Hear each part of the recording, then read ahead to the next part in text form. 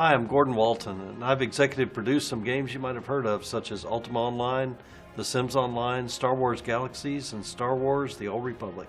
Hi, and I'm J. Todd Coleman. I'm the creative director of Shadowbane, Wizard 101, and Pirate 101. And we're the founders of Artcraft Entertainment. So our goal at Artcraft is to create a new type of online experience, something that hasn't been done before. I want to play something with the intensity of a season of Game of Thrones, only in a game setting. Yeah, exactly. Allies, enemies, alliances, betrayal, conquest.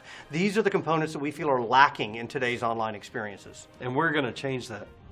So Crowfall is a mix of a massively multiplayer online role-playing game and a strategy game. The problem is those are two very, very different genres. In an MMO, the expectation players have is that the world will be persistent, actually permanent.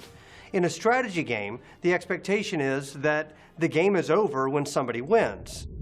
So imagine a family gets together once a year for a game of Risk. Only it's not for different game of Risk every year. They're getting together to continue the same game of Risk. Like at the end of the night, they just throw a tablecloth over the board. They come back the next year, remove the cloth, and all the pieces are in the same place. So they pick up the game from where they left off last year.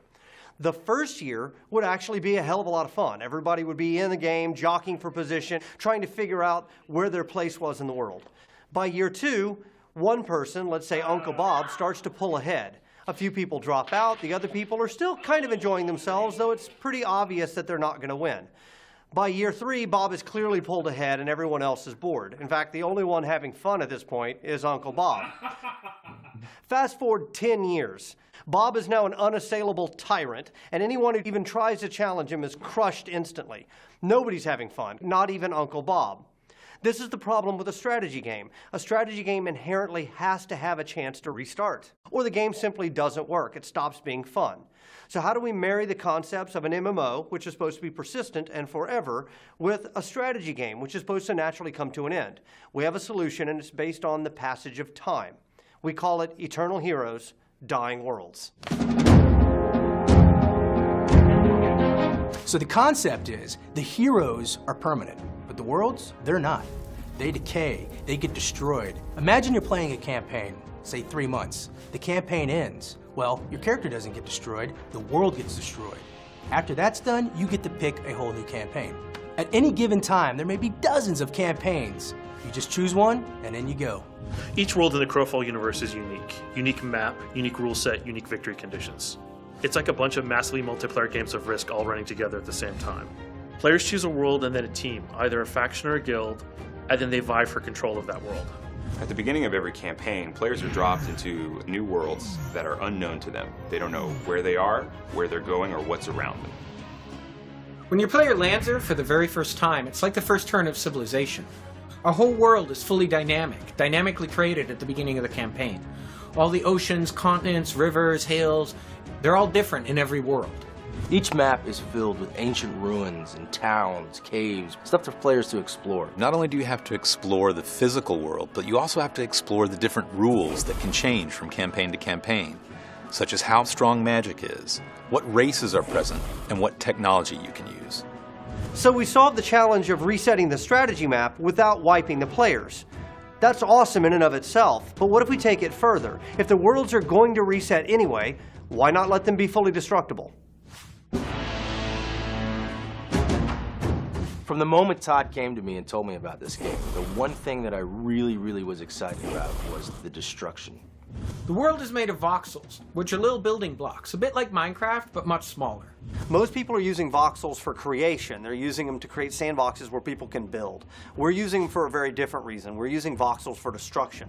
This game is all about creating sandcastles and then kicking them over. Players can do everything from blow holes in walls, they can dig tunnels underneath keeps and siege from below. The idea of coming around a corner, finding another player, shooting a fireball, hitting a wall, blowing that up, and having that fall down on that player was just an awesome idea.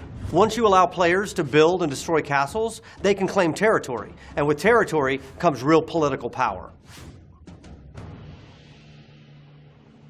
The fealty system is based on trees. You can grant lands to vassals, and then they can in turn grant that land to vassals of their own. There's two types of worlds. Campaign worlds are like a soccer match. They have a beginning, a middle, and an end. And then the players move on and take that experience into the next game. The Eternal Kingdoms, though, are like the whole soccer season. The Eternal Kingdoms is where you would come back between campaigns. It's where your player housing is. It's also where you would, count your spoils from war or lick your wounds if you didn't have such a successful bout. The player who owns the world gets to decide things like the taxes and the tariffs and even the PvP rules. Those players completely control those worlds.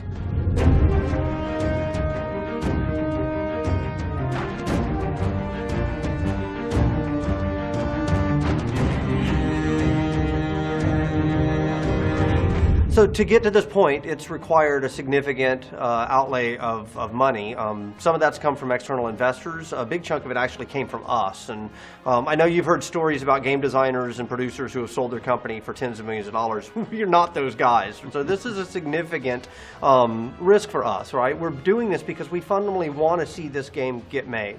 We're hoping that you guys want to see it get made too. That's why we decided to go directly to Kickstarter and appeal to you, because we don't want to look for external money if we can help it. We clearly know how to raise money from publishers or from venture capitalists if we need to, but we don't want them dictating how the game gets made. We'd rather make the game for you. Yeah, the problem with external money is once you take a bunch of money from somebody, all of a sudden they start doing spreadsheets and saying, okay, how can we adapt this game to appeal to a broader and broader audience because we'll make more money? And when you do that, the vision inevitably suffers.